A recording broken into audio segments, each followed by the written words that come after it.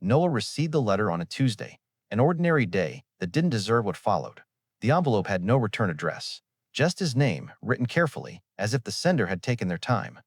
Inside was a single sentence. I know what you did 3 summers ago. Noah stared at the words until they stopped looking real.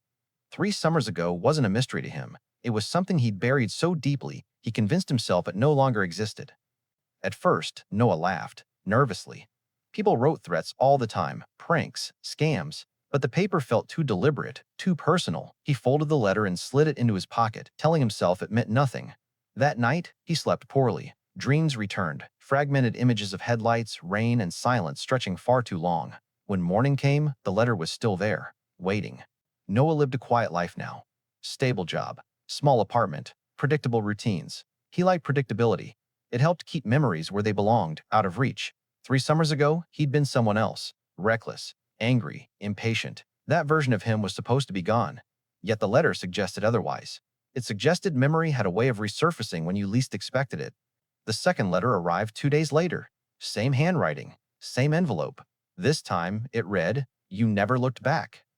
Noah's hands trembled slightly. That sentence wasn't random. It was precise, personal. He sat down, heart pounding, replaying that night against his will. The road, the argument, the moment he chose to drive away instead of stopping.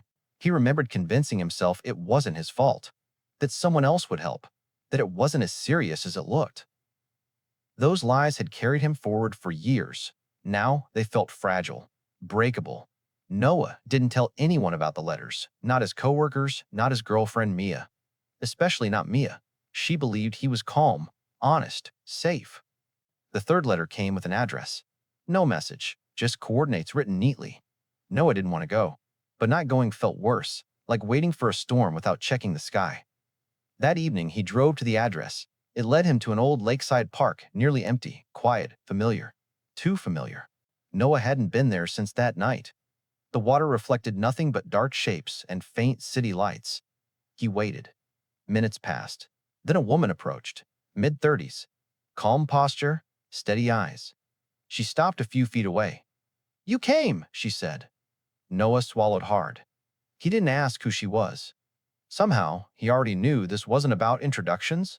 "My name is Evelyn," she said. "I've been waiting 3 years." Noah felt the weight of the years collapse inward. "You wrote the letters," he said quietly. She nodded. "I wanted to see if you'd face it this time." Her voice wasn't angry. That frightened him more than rage ever could. Evelyn told him about her brother, about the accident, about how he waited by the road for help that never came. Noah's chest tightened. He remembered glancing in the mirror, seeing a shape on the pavement, choosing not to stop. "I didn't know," Noah whispered. Evelyn met his eyes. "You knew enough." She didn't threaten him. She didn't yell. She simply spoke. About grief. About unanswered questions. About how silence hurts more than truth. "I didn't want revenge," she said. "I wanted acknowledgement." Noah felt something break open inside him, something he'd sealed shut years ago. Evelyn handed him a folder. Inside were police reports, photos, medical notes, evidence he'd avoided. "I found you last year," she said. "I waited another year before writing." Noah looked up, confused. "Why wait?" Evelyn hesitated. "Because I wanted to see who you became." That question followed Noah home. Who had he become? Someone stable, but built on avoidance. Someone kind, but protected by silence. He couldn't sleep, couldn't eat. The life he'd built suddenly felt borrowed. The next morning, he told Mia everything. Mia listened without interrupting. When he finished, she didn't shout. She didn't cry. She asked one question. "Why didn't you tell anyone?" Noah had no answer that didn't sound like fear. She asked for time, space. Noah agreed. He deserved nothing less. Days passed. Noah contacted a lawyer, not to escape consequences, but to face them. He reopened a case long closed by inaction. The process was slow, painful, necessary. Evelyn stayed distant, watching, waiting. Months later, Noah stood before a judge. He told the truth. Fully. No excuses, no shortcuts. The sentence wasn't severe, but it was public. Accountability always is. He accepted it. Mia returned. Not fully, but honestly. "I don't know who we will be," she said. "But I know who you are now." That mattered more than forgiveness. One evening, Noah received one final letter. Same handwriting. This one read, "You finally looked back. No signature, no address, just closure. Years later, Noah volunteered at a road safety foundation, not to erase the past, but to honor it. Some mistakes don't disappear. They transform you or destroy you. Noah learned that guilt doesn't fade with time. It fades with truth, with responsibility, with courage to face what you avoided.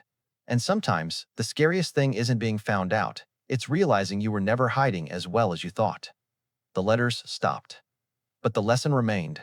Silence protects nothing worth keeping. And the road you don't stop on will always wait for you to return. Noah never feared letters again. He feared becoming the person who ignored them. Some people run from their past. Others are called back to it. If you received that letter, would you open it or keep driving?